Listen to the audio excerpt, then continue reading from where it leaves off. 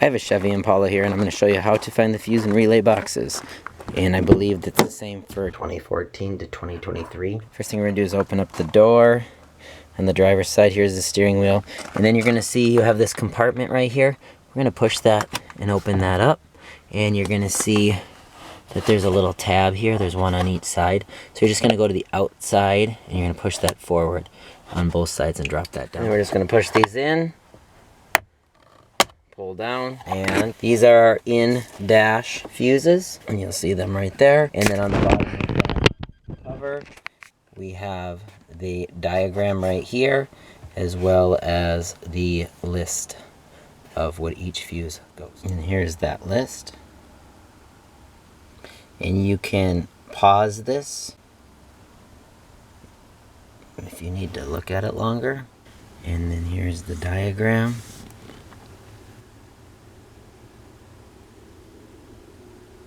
So that is the in-dash, and you just push those tabs in, shut that. And then the one that is under the hood is the fuse and relay box. So directly underneath that, you're going to see this little tab with a hood. We'll just pull that, and we're going to go around. And you're just going to put your hand up on the left side of this Chevy emblem, slide to the right, lift up, and now that we have our hood open, here is our battery, and right there, here's our fuse and relay box, and you'll see it says not to spray it because we have electrical parts in there. And then to open this, there's 3 tabs here, and you're going to pinch these together and lift up.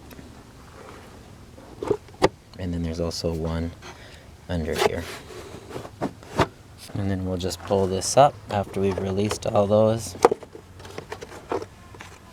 And then on the bottom of this as well, there's a diagram. Get a picture of that. So then after you remove that cover, you're just going to set it. You're going to line it so it's aligned the same as your fuse and relay box here.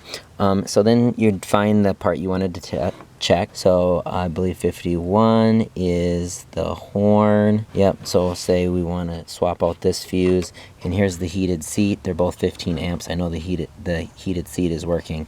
I could just take this 15 amp fuse and that one and swap them and see if that fixes the problem. If the heated seat's no longer working, then I know the fuse is bad as well.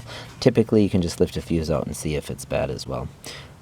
And then the last thing you'll do is put this cover back on. So just get it aligned into place, and then you want to hear that pop as they pop in. And then make sure it's secure because we don't want water getting in here. Hopefully this helps you find your issue, and as always, please like and subscribe, and thanks for watching.